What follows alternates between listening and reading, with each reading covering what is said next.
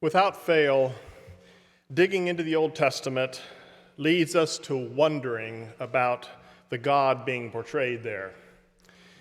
Whether it's a God who asks a father to sacrifice a son and then at the last second withdraws the request, or it's a God who seems to wink at, if not approve of, people who lie and deceive their own family to steal a blessing, or just about anywhere we turn, we run into stories not only of strange cultural practices, but in many ways a strange God.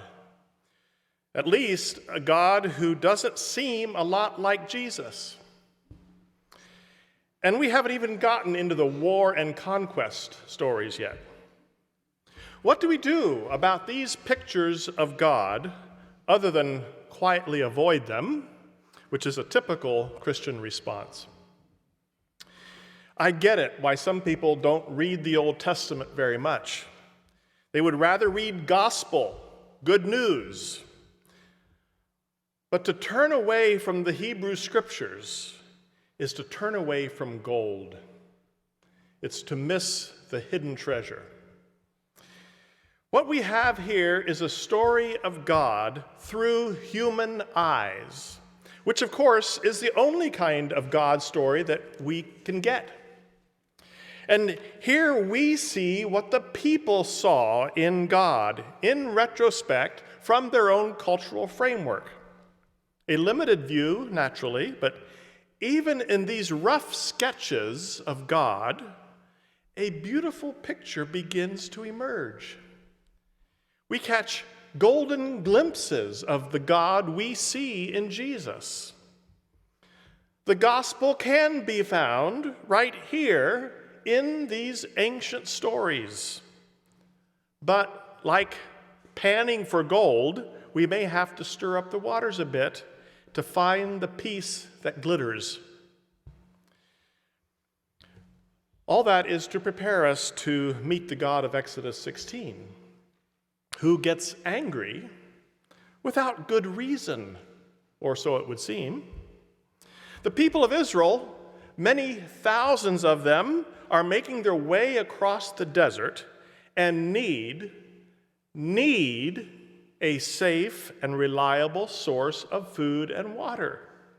They cannot survive otherwise. Without it, they die. One chapter earlier, they came across a spring, but the water was undrinkable. They cried out to God about their situation, and the water became sweet and safe to drink. Then in today's story, it's a source of food they lack. The Passover lamb they ate the night of their escape from Egypt had long ago been digested. And they were now famished and near starvation. They were having dreams, or maybe hallucinations, of overflowing stew pots back in Egypt. Slavery had an upside. At least there was food to eat. Now, wouldn't an all-knowing and compassionate God be anticipating exactly that response and exhibit some empathy for what they were experiencing? Well, we're told Yahweh does send them quail that drop from the sky, an edible manna that settles on the earth like dew. But the way these acts of God are described, we get the impression that God was angry at them because they grumbled, and that God provided food only under duress, as if God was caving in to their petty demands. In fact, the retelling of this story in the book of Numbers, it's clear that God was deeply offended by the complainers. So much so that fire fell from heaven on some of them and they were consumed. So it sounds like, at face value, these stories tell of a people who cry out to God because they lack basic necessities of life. And God semi-reluctantly, if not angrily, caves into their demands and gives them what they need. So what kind of God is this? What if the people had not mentioned their dire straits?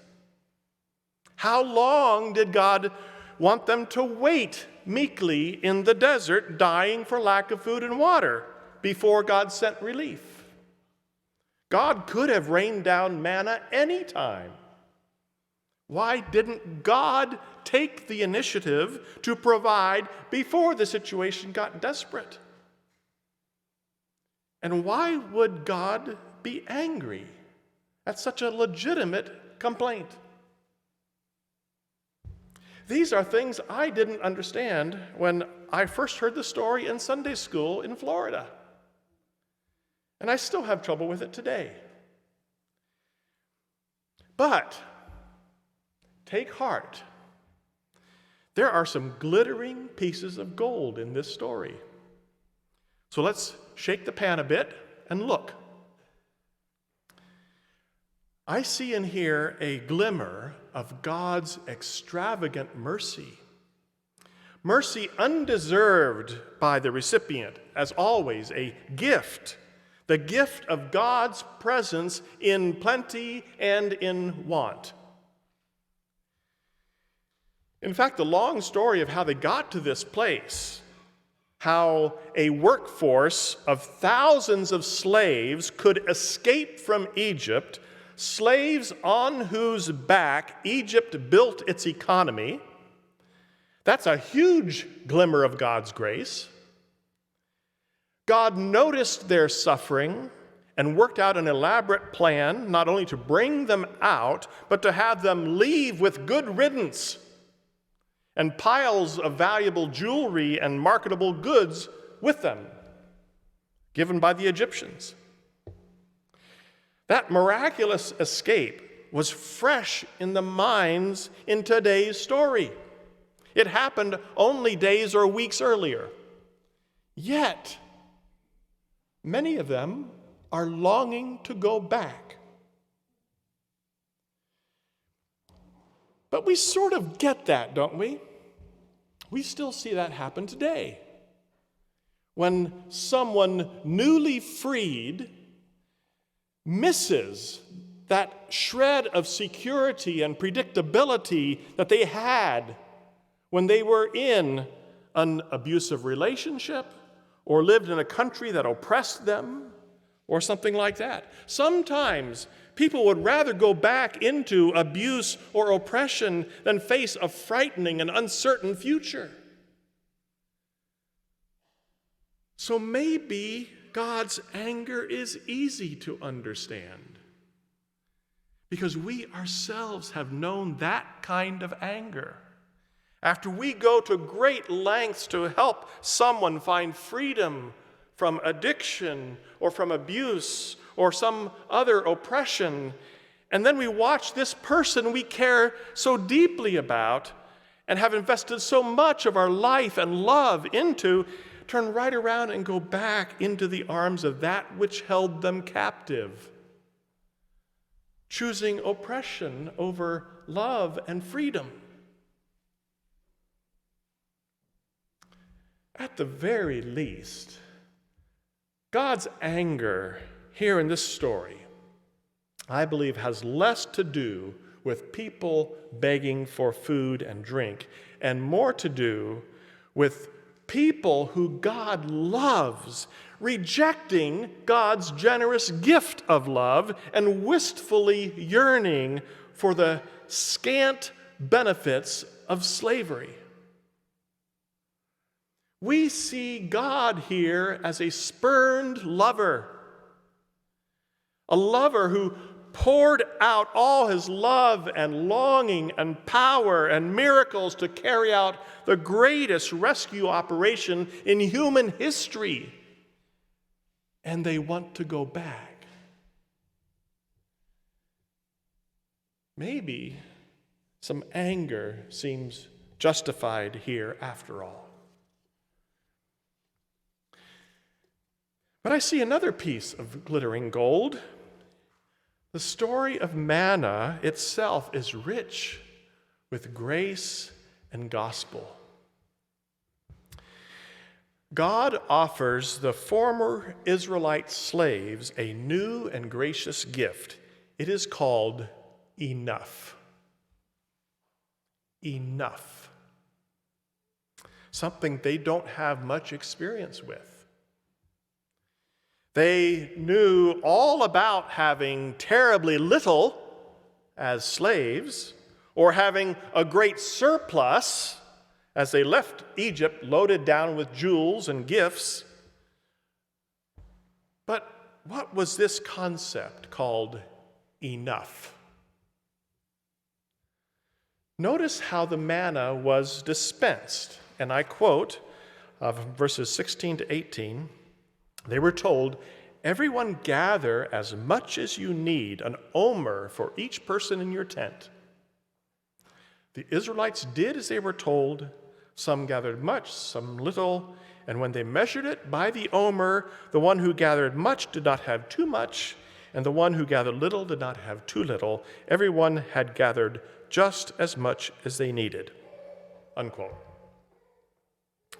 Now, the text can be a little ambiguous, but to me it sounds like manna, getting manna, in fact, wasn't the only miracle that happened here. God performed a miracle of wealth redistribution as they scooped it up. If a young man with a big scoop and a strong back happened upon a spot with an extra heavy layer of manna, and an old woman with a small scoop and arthritis and poor eyesight went out and found only a small amount of manna, when they both returned to their house, they both ended up with 1 omer per person. Not too much, not too little. Exactly enough. And the story gets better.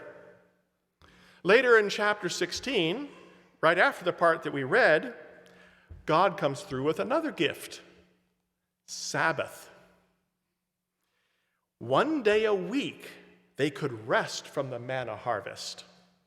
The 6th day of gathering would yield a double amount, and it would keep for 2 days. If they didn't prepare for that and went out on the Sabbath anyway, there would be no manna, and they would be hungry. Furthermore, there would be no hoarding of manna. Any other day, if they picked extra, trying to stockpile it for the next day, it would be full of maggots in the morning.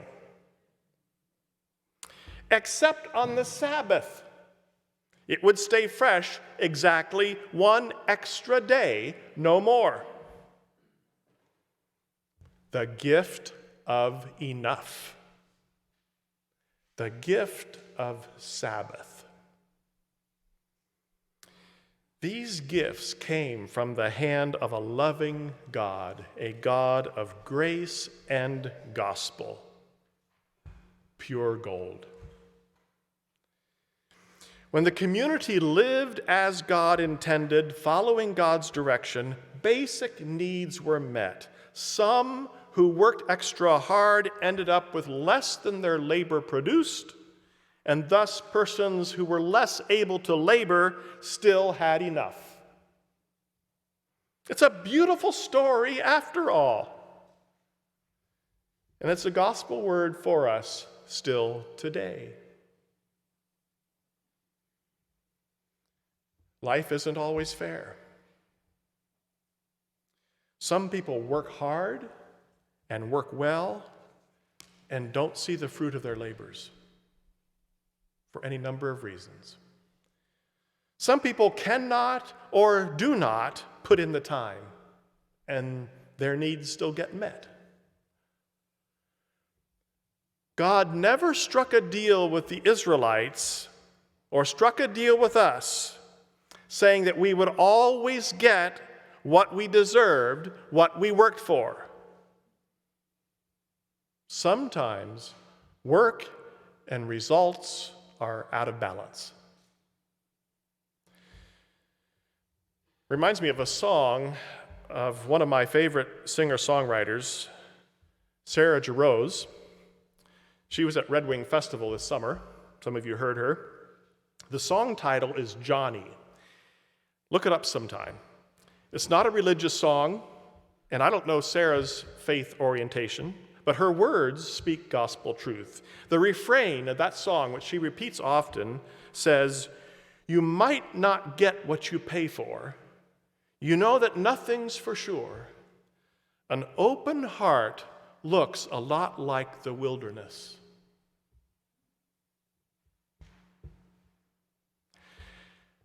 Our faith does not rest on God giving us what we pay for.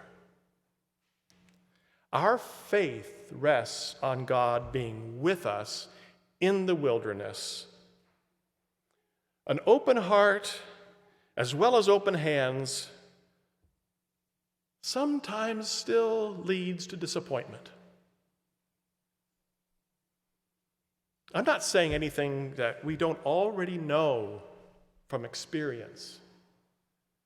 Our open hands are not always filled with what we expect when we expect it.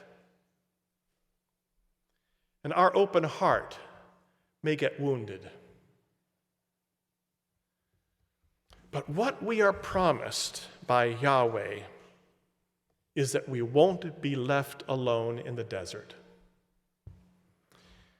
The God who sets people free will not abandon them to their freedom. God will stay with them, looking for open hands and looking for open hearts. What God wants from us while we're in the wilderness is openness. Openness. Not longing for old securities back where we came from. Not turning toward Egypt to go back to old captivities. Not hoarding the excess that we unexpectedly end up with sometimes. No, just open hearts and open hands. Yes, openness looks a lot like the wilderness. But these strange stories from the Hebrew Scriptures reassure us that we aren't the first ones in the desert to get a great gift, a God who is loving, who is full of grace, and who looks a lot like Jesus. Join me, will you, in reading together in response the confession printed in the order of worship. God who provides, God who sees and knows our need, we fail to rest and trust in the God of enough. Forgive us, O God, increase our trust, open our hands. When our enough does not seem like enough, when we claw and grasp and compete out of desperation, forgive us, O God.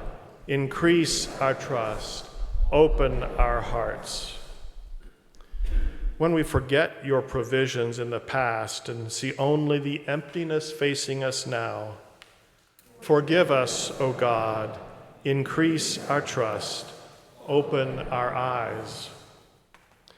When we descend into a spirit of entitlement, when we fear walking into the unknown without everything already in hand, forgive us, O God. Increase our trust. Open our lives.